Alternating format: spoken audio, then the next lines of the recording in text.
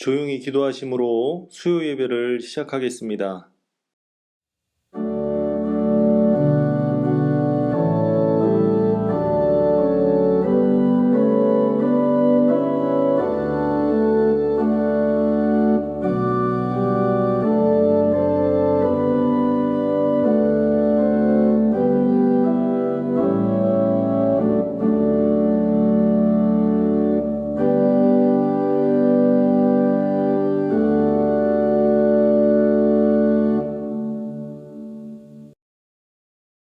다 같이 찬송가 455장 부르시겠습니다.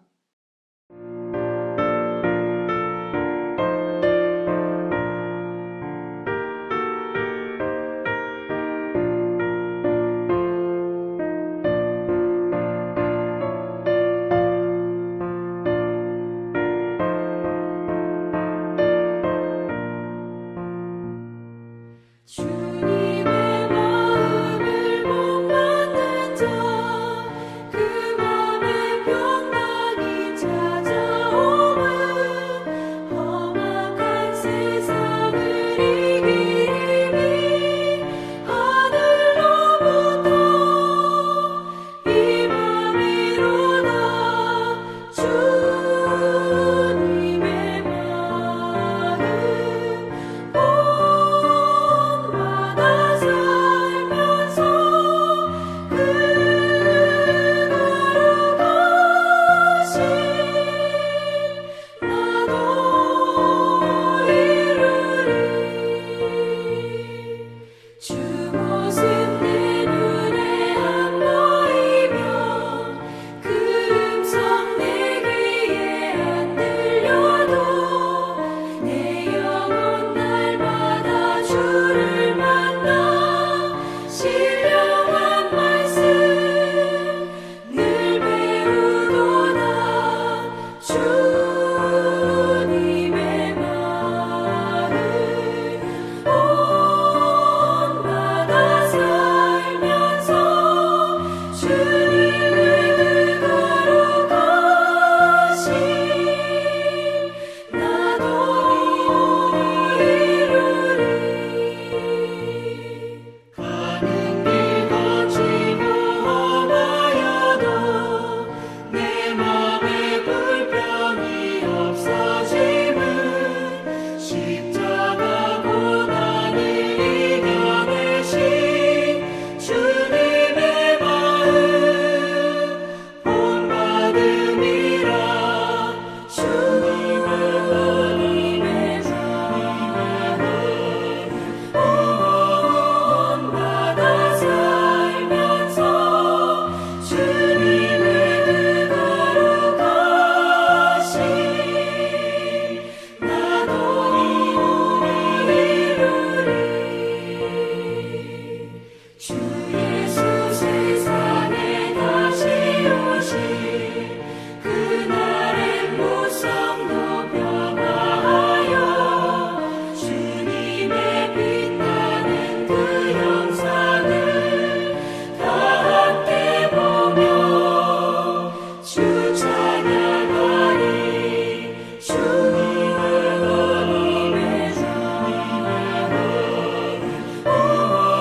본받아 살면서 주님의 거룩하신 나도 이루리.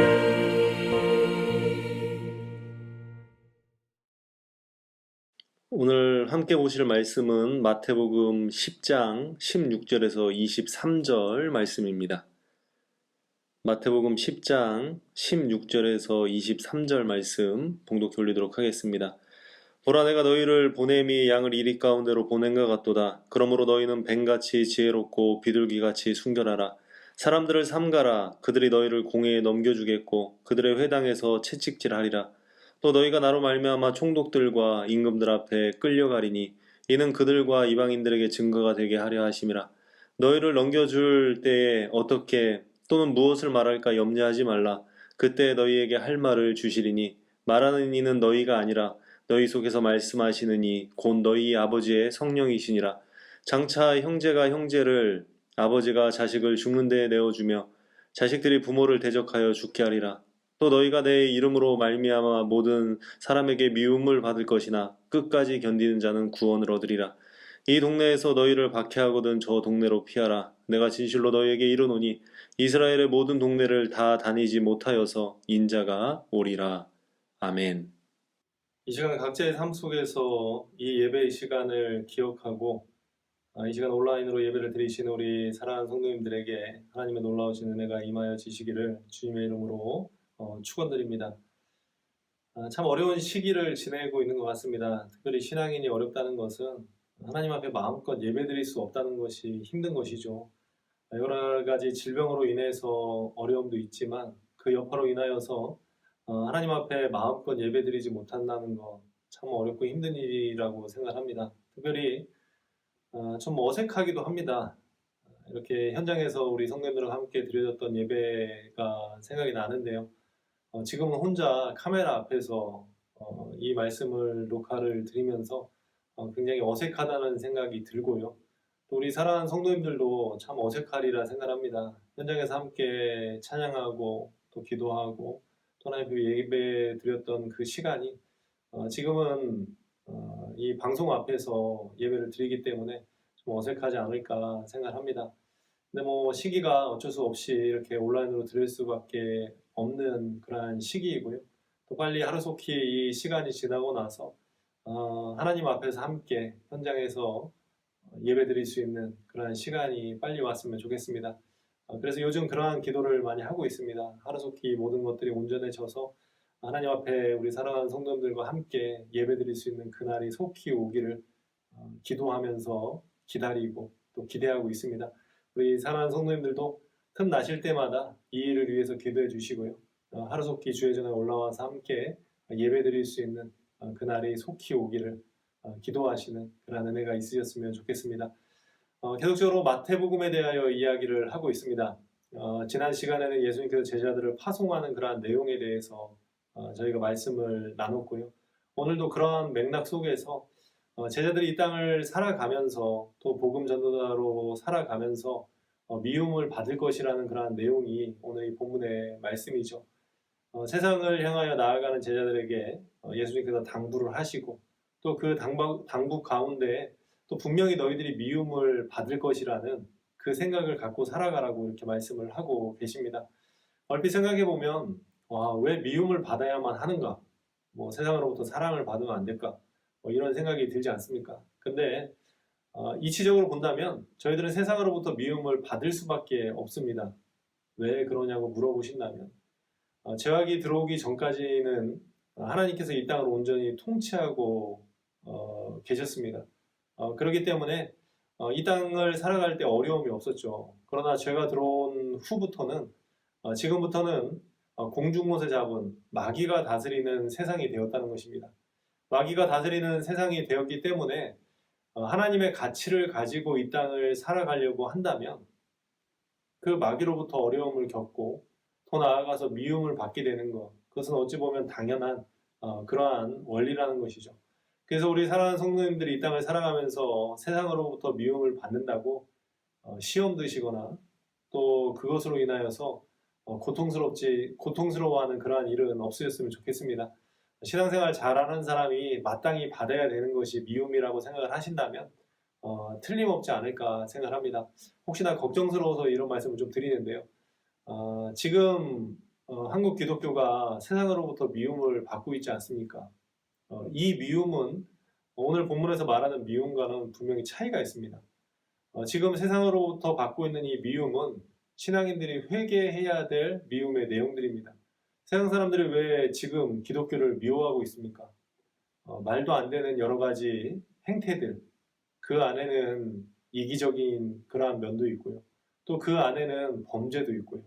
그 안에는 세상 사람들의 기준으로도 납득할 수 없는 그러한 모순된 삶의 내용이 있기 때문에 지금 교회를 미워하고 기독교를 미워하고 있다는 것이죠. 지금 이 부분에 대해서는 저희들이 분명히 회개해야 될 내용이라는 것이죠. 세상의 기준도 충족시키지 못할 만한 그러한 윤리적, 도덕적 삶을 살기 때문에 받는 미움은 이것은 분명히 하나님 앞에 회개하고 돌이켜야 되는 그러한 내용임을 저희들은 분명히 기억해야 된다는 것이죠. 오늘 이 본문의 내용은 세상적으로 윤리적으로 도덕적으로 문제가 있어서 미움을 받는 것이 아니라 하나님의 사람으로 살아가려고 하는 데 오는 필연적인 미움에 대하여 성경은 이야기를 하고 있습니다.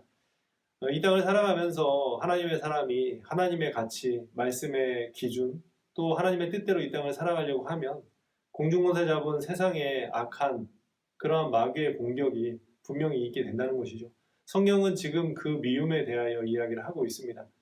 그래서 저희들은 이 시간을 통해서 우리들이 이 땅을 살아가면서 미움을 받을 때, 신앙인답게 살 때 오는 그 미움, 그 미움을 받을 때 어떻게 반응해야 되는지 좀 살펴보도록 하겠습니다. 오늘 말씀의 제목이 지혜롭고 순결하라입니다. 저희들이 가장 잘 아는 말씀 중에 하나죠. 교회 조금 다녀본 사람들은 이 말씀을 다 알고 계실 것입니다. 뱀처럼 지혜롭고 비둘기처럼 순결하라. 많이 들었던 내용이죠. 여기서 뱀처럼 지혜롭다는 것은 성경에서 뱀은 좋은 이미지로 쓰이지는 않습니다. 사악하고 교활한, 그래서 사악하고 교활하게 지혜로워야 되나? 이 단어가 서로 어울리는 단어가 아니지 않습니까? 근데 이스라엘 사람들의 그 정서 속에는 이 뱀이 하나님이 지은 피조물 중에 굉장히 지혜로운 그러한 동물로 이렇게 인식을 하고 있습니다. 그러니까 오늘 읽은 이 본문의 말씀은 그 뱀처럼 지혜롭다는 것은 이 지혜를 좀 강조하기 위해서 쓰여진 표현이라고 생각하면 될 것 같습니다. 그러니까 뱀의 특성이 어떤지 그것에 관심을 갖지 마시고 이 지혜에 포커스를 맞춰서 좀 생각해 보는 그러한 시간이 되었으면 좋겠고요. 또 비둘기처럼 순결하다도 마찬가지입니다. 비둘기는 이스라엘 사람들이 선하고 또 순결하다는 그러한 이미지로 이 비둘기를 사용했다고 합니다. 그러니까 여기서 비둘기처럼 순결하라는 것은 순결하다는 것을 강조하기 위한 그러한 내용으로 이렇게 생각을 하시면 되지 않을까 이렇게 생각합니다. 그래서 오늘 본문의 내용을 가지고 지혜롭고 순결하라는 제목으로 좀 은혜를 나눠보려고 합니다. 성경에서 말하는 지혜는 여러 가지가 있죠. 그런데 그런 것을 다 망라하기에는 시간이 많지 않을 것 같고요. 그래서 오늘은 오늘 본문에 등장하는 이 내용들, 그 앞뒤의 내용들을 가지고 오늘 본문에서 말하는 지혜로운 것이 무엇인지 좀 살펴보고요. 마찬가지로 본문에 나오는 내용을 통해서 순결한 것이 무엇인지 좀 이렇게 살펴보는 시간을 갖도록 하겠습니다. 먼저 지혜롭다는 것이 무엇일까요? 좀 이렇게 좀 정의를 내리고 싶습니다. 지혜롭다는 것은 하나님의 심령을 아는 것이 지혜로운 것이다. 이렇게 좀 정의를 하고 싶습니다. 오늘 읽은 이 본문의 16절의 말씀에 예수님께서 제자들을 파송하시면서 이런 말씀을 쓰고 계시죠. 양을 이리 가운데 보냄같이. 이 말씀을 보면 참 엉뚱한 생각이 듭니다. 어떤 엉뚱한 생각이 드냐면 양하고 이리는 서로 상극 아닙니까? 이리는 양을 잡아먹지 않습니까? 그래서 이제 이러한 엉뚱한 생각을 갖죠. 하나님께서 이리에게 양식을 주기 위해서 양을 보내나? 그건 물론 아니겠죠. 이제 혼자만의 엉뚱한 이제 상상입니다. 이 양이라는 것은 좀 특별함이 있습니다. 어떤 특별함이 있냐면 많은 동물들이 자기를 보호할 수 있는 그러한 내용들이 있습니다. 예를 들어서 어떠한 동물들은 보호색이라고 해서 주변 환경과 비슷한 색깔로 자기 몸 색깔을 바꾸지 않습니까? 그래서 천적으로부터 자기 자신을 보호하는 그러한 보호색을 가진 동물들이 있고요. 또 어떤 동물은 굉장히 작지만 독이 강해서 천적으로부터 이렇게 보호를 받는 그러한 동물들도 있고요. 스컹크 같은 그러한 동물은 그 냄새가 나서 천적들이 왔다가 그 냄새 때문에 도망가는 그러한 일도 있습니다. 여러 가지 동물들을 보면 다 자기를 보호할 수 있는 그 특별함이 있습니다. 어떤 동물들은 굉장히 빨라서 천적들이 쫓아오면 도망가는 그러한 경우도 있고요. 또 어떠한 동물들은 나무를 잘 타서 천적이 오면 나무로 올라가서 피하기도 하고 여러 가지 이러한 보호를 할 수 있는 그러한 내용들을 가지고 있는데 특이하게 이 양은 자기 스스로 보호할 수 있는 보호의 내용이 하나도 없습니다. 오직 이 양이 살 수 있는 유일한 방법, 그것은 목자와 함께 할 때 이것이 가능하다는 것이죠. 그래서 저는 이 말씀을 이렇게 좀 묵상을 했습니다. 양을 이리 가운데 보낸다. 양을 이리 가운데 보낸다. 양은 목자와 뗄 수 없는 관계인데 그렇다면 이렇게 좀 해석을 하면 맞지 않을까 좀 묵상을 했습니다. 이렇게 한번 해석을 해보겠습니다. 양을 이리 가운데 보낼 때 양만 보내는 것이 아니라 목자가 함께 가겠구나. 저는 이렇게 이 말씀을 해석을 했습니다. 다시 말해서 양을 이리 가운데 보낸다는 것은 양만 보내겠다는 것이 아니죠. 양을 사랑하는 목자, 생명을 걸어서 보호하는 그 목자가 이 양과 함께 간다는 그러한 내용으로 이렇게 이해를 하면 되지 않을까 생각합니다. 그래서 뱀처럼 지혜로운 사람들, 또 지혜로운 신앙인들은 이 땅을 살아가면서 내가 주님과 함께하고 있다는 그러한 믿음을 잃지 않는 사람들, 저는 그 사람이 지혜로운 사람이라고 생각을 합니다. 목자는 결코 양을 홀로 보내지 않습니다. 그래서 요한복음 10장의 말씀에 보면 이러한 말씀이 기록되어 있습니다. 그 내용을 살펴보면 양이 목자의 음성을 기억한다고 합니다. 그러니까 다른 사람이 부르면 대답하지 않는다는 것이죠. 오히려 다른 사람이 부르면 도망간다. 이런 표현을 쓰고 있습니다. 다시 말해서 목자와 양의 관계, 뗄래야 뗄 수 없는 관계이고 늘 함께하는 관계라는 것을 강조한 것이죠. 그래서 양을 이리 가운데 보낸다는 것은 주님께서 친히 저희들의 인생 가운데 함께 하시는 그러한 의미로 저희들이 해석을 하면 되지 않을까 생각합니다. 우리 주님이 저희들의 목자가 되어 주십니다. 저희들 스스로 보호할 수도 없고 도망칠 수도 없고 내 힘으로 무엇인가 할 수 없는 그러한 존재들이지만 목자가 함께하기 때문에 능히 모든 것들을 할 수 있는 존재가 바로 양이라는 존재들이죠. 그래서 양은 항상 목자를 인식을 하면 됩니다. 내가 무엇을 할까 고민하고 어떻게 갈까 고민하고 무엇을 먹을까 고민하는 것이 아니라 목자를 따라다니다 보면 때가 되면 꼴을 주시고 때가 되면 물을 먹여주시고 때가 되면 그 모든 것들을 허락해 주시는 그러한 은혜가 저희들 가운데 있다는 것이죠. 그래서 시편 기자는 이렇게 고백을 합니다. 여호와는 나의 목자시니 내게 부족함이 없으리로다.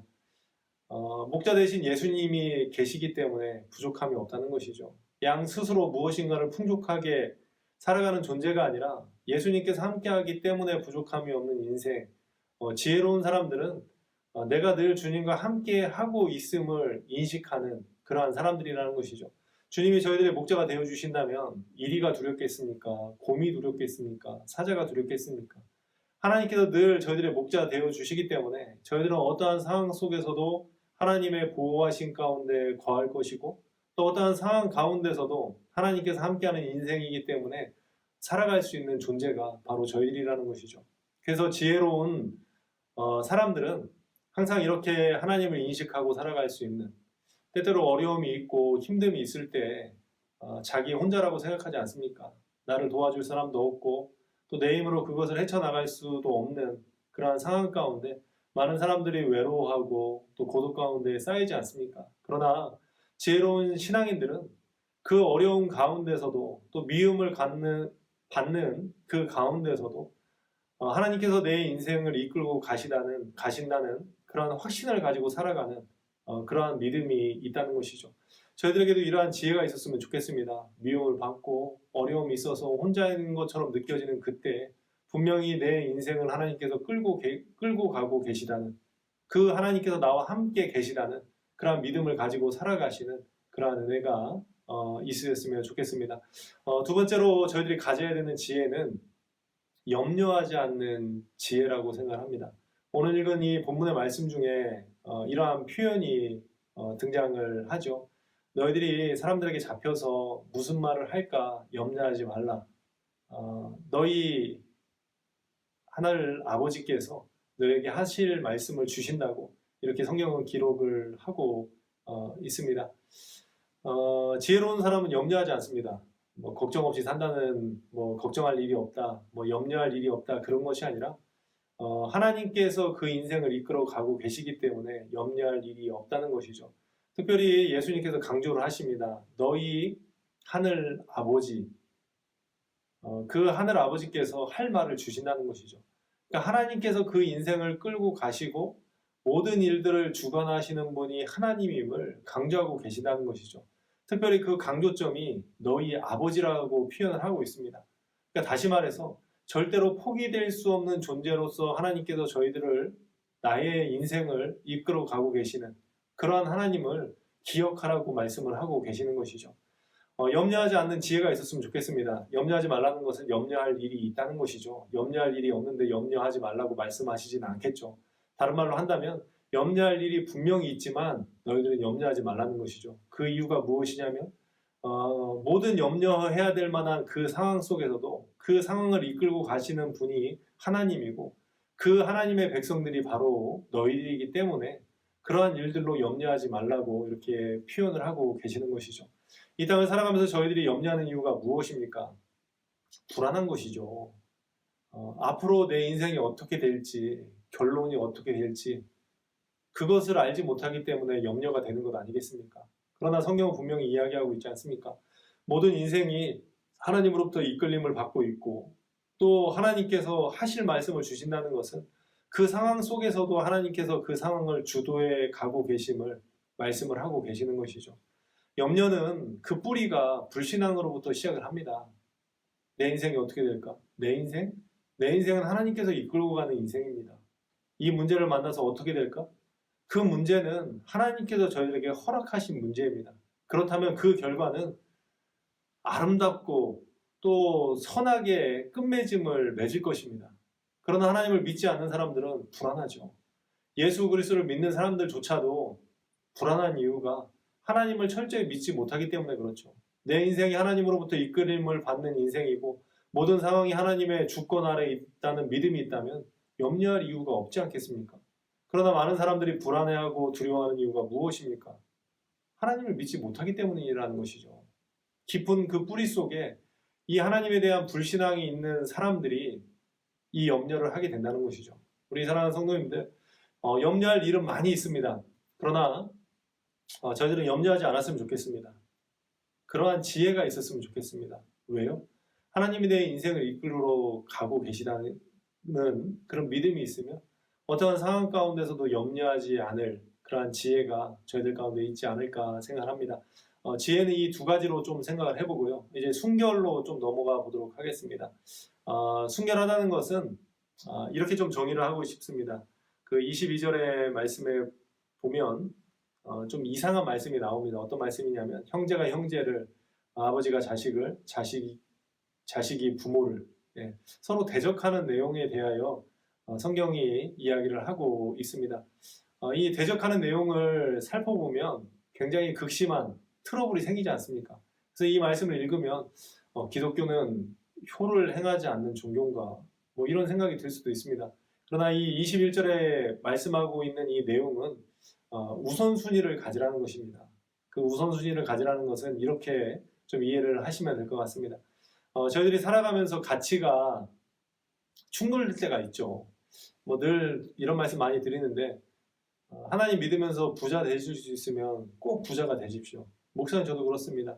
신앙 안에서 부자가 될 수 있다면 저는 꼭 그렇게 살고 싶습니다. 신앙 안에서 가난하게 사는 것보다는 신앙 안에서 부유롭게 사는 게 얼마나 좋습니까? 할 수 있는 일도 많고요. 또 신앙 안에서 명예로울 수 있다면 그렇게 살아갔으면 좋겠습니다. 귀향에 예수 믿는 것, 예수 안에서 명예로우면 얼마나 좋겠습니까? 신앙 안에서 자존심도 세우실 수 있다면 그렇게 살아갔으면 좋겠습니다. 귀향이면 폼나게 신앙생활 하고 싶지 않습니까? 그러나 중요한 것은 신앙 안에서라는 것이죠. 우리가 무엇인가를 선택할 때에 예를 들어서 물질 때문에 하나님이 포기된다. 그러면 안 되죠. 물질을 포기해서라도 하나님을 선택해야 되는 것이 저희들의 삶 아니겠습니까? 하나님을 선택하기 위해서 생명까지도 포기했던 신앙의 선배들을 저희들은 기억하지 않습니까? 그들은 분명히 이 삶의 우선순위를 가지고 있었습니다. 삶의 우선순위를 가지고 있었다는 것은 어떠한 가치가 충돌했을 때, 그 가치가 하나님과 세상의 가치가 충돌을 일으켰을 때 결코 하나님을 포기하지 않고 오직 하나님만을 붙드는 그러한 것, 그것이 저는 순결하다고 이렇게 표현을 하고 싶습니다. 하나님을 사랑하는 그 마음을 결코 포기하지 않는 마음, 또 그것을 지켜내는 마음, 저는 그것을 순결하다고 표현을 하고 싶습니다. 심지어 가장 사랑하는 자녀들로부터 트러블이 생겼습니다. 형제가 형제를, 아버지가 자식을, 또 자식이 부모를 이렇게 서로 내어줘야 되는 극심한 그러한 핍박과 심지어 그것이 상충되는 정말로 어려운 시기. 그래서 성경은 가족 가운데 원수가 있다고 그러한 표현을 쓰고 있지 않습니까? 철저하게 그러한 어려운 그 가운데 처해지는 그러한 상황 가운데 그 가운데서도 철저하게 하나님을 부여잡을 수 있는 그러한 삶이 되어야 된다는 것이죠. 신앙의 선배들은 그 어려운 가운데서도 항상 하나님을 포기하지 않았습니다. 우상 숭배라는 것이 무엇입니까? 하나님보다 더 사랑하는 것이 우상 아닙니까? 내가 하나님을 믿는다고 하면서 하나님보다 하나님의 뜻보다 나에게 유익이 되는 말을 쫓는 것, 그것이 우상 아닙니까? 저희들이 입술로는 하나님을 사랑한다고 하지만 실제적인 그 삶 속에서는 하나님을 사랑하기보다는 내 욕구와 욕망을 충족시키기 위해서 예수 믿는 것은 아닌지 이러한 생각을 가져봅니다. 순결하다는 것은 우선순위를 하나님 앞에 두고 그 가치가 상충될 때 끝까지 하나님을 붙들고 살아가는 것, 그것이 순결한 것이라고 이렇게 생각을 합니다. 우리 사랑하는 성도님들이 순결하셨으면 좋겠습니다. 순결하다는 것은 결코 하나님을 포기하지 않는 인생들, 어떠한 유혹과 시험과 박해와 미움과 또 어떠한 상황에 처해진다 할지라도 심지어 그것이 내 사랑하는 가족들로부터 버림받아야 되는 그러한 상황이 된다 할지라도 아니 내 생명이 죽음으로 끝나야 되는 그 상황이 된다 할지라도 끝까지 하나님을 포기하지 않는 것, 또 하나님을 붙들고 살아가는 것, 그것이 순결함이라는 것을 기억을 하셨으면 좋겠습니다. 두 번째로 이 순결하다는 것은 22절의 말씀에 이렇게 기록되어 있습니다. 끝까지 견디는 자는 구원을 받으리라. 순결하다는 것은 끝까지 지켜냄을 의미를 합니다. 제가 가끔 우리 성도님들에게 이런 농담하죠. 우리 조직이 들어오기는 쉬워도 나가기는 어렵다고. 제가 농담처럼 드리는 이 말씀은 끝까지 예수 잘 믿으라는 말씀이죠. 예. 우리 교회 안 나온다고 해서 큰일 나거나 교회에서 어떤 위협을 가하거나 그러진 않지 않습니까? 그러나 그 부족한 종의 마음 속에 항상 우리 사랑하는 성도님들이 끝까지 승리해서 천국 가기를 바라는 마음으로 이런 농담을 좀 드리는데요. 우리 조직은 끝까지 가야 됩니다. 그래서 22절의 말씀에도 끝까지 견디는 자가 구원을 얻는다. 이렇게 표현을 하고 있지 않습니까? 신앙생활에 있어서 순결하다는 것은 끝까지 자기 자신을 지켜냄을 의미를 합니다. 가끔 담임 목사님이 이런 예화 많이 들죠. 그 생선 예화 이렇게 드시는데 저도 이 생선을 굉장히 좋아합니다. 그래서 이제 회를 가끔 이렇게 먹는데요.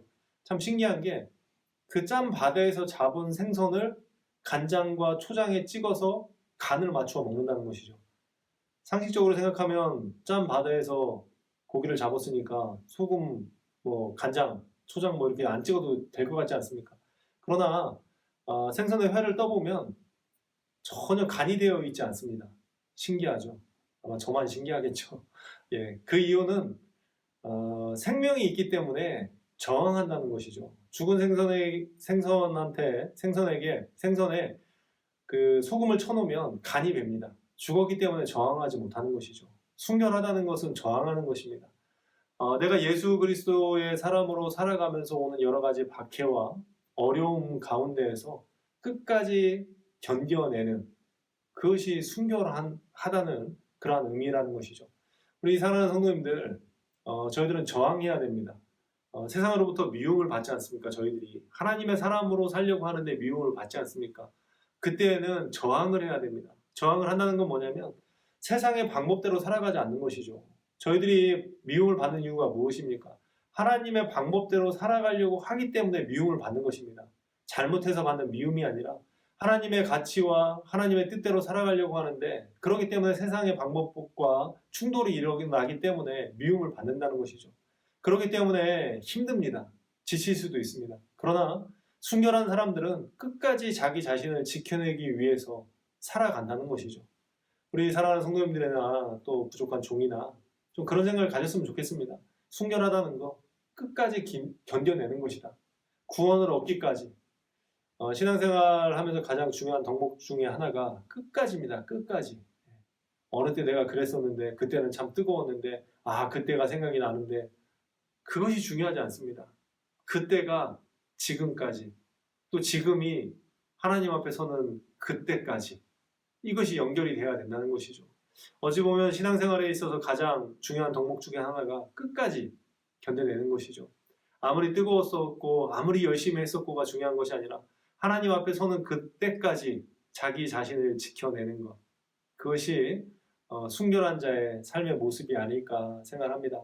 말씀을 정리하면서 저희들은 이 땅을 살아가면서 지혜롭고 순결해야 됩니다. 지혜롭고 순결하다는 것은 이 땅을 살아가면서 신앙인이 갖춰야 될 덕목이고요. 또 그렇게 살아내야만 하는 것이 저희들의 삶의 모습이어야 된다는 것을 우리 사랑하는 성도님들이 기억했으면 좋겠습니다. 주님의 심정을 기억하는 지혜가 있었으면 좋겠고요. 어떠한 상황 가운데서도 염려하지 않는 그러한 지혜가 있었으면 좋겠고요. 또 하나님 안에서 우선순위를 두고 타협하지 않는 순결함과 또 끝까지 견뎌내는 그러한 순결함을 통하여서 하나님 앞에 섰을 때 잘했다 칭찬받을 수 있는 그러한 복된 우리 사랑하는 화덕교회 성도님들이 되시기를 주님의 이름으로 부탁을 드리겠습니다. 기도하시겠습니다. 사랑의 하나님, 오늘도 이 시간을 기억하며 예배 자리에서 하나님 앞에 예배드리는 우리 사랑하는 성도들 기억하여 주셔서 저들의 마음속에 지혜를 더하여 주시고 또 순결함을 더하여 주셔서 미움받는 세상 속에서도 자기 자신을 지키고 살아낼 수 있는 당신의 귀한 사람들 될 수 있도록 도와주시옵소서. 어렵고 힘든 이 인생길 살아가는 동안 흔들림 없는 믿음을 허락해 주시고 항상 하나님 안에서 승리를 통하여 영광 돌릴 수 있는 당신의 귀한 사람들 될 수 있도록 우리 하나님 도와주시옵소서. 특별히 어려운 시기에 또 살아가고 있는 사랑하는 성도들 각자의 삶 속에서 어려움이 있습니까?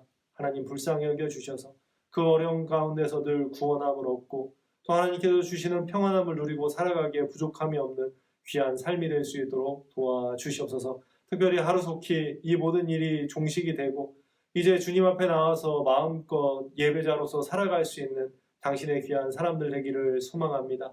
이 나라와 이 민족 또 세계 열방을 하나님께서 불쌍히 여겨주셔서 하루속히 이 모든 일들이 끝나고 자유롭게 하나님의 사람들이 하나님 앞에 예배드릴 수 있는 그날이 속히 올 수 있도록 우리 하나님 복의 복을 더하여 주시옵소서.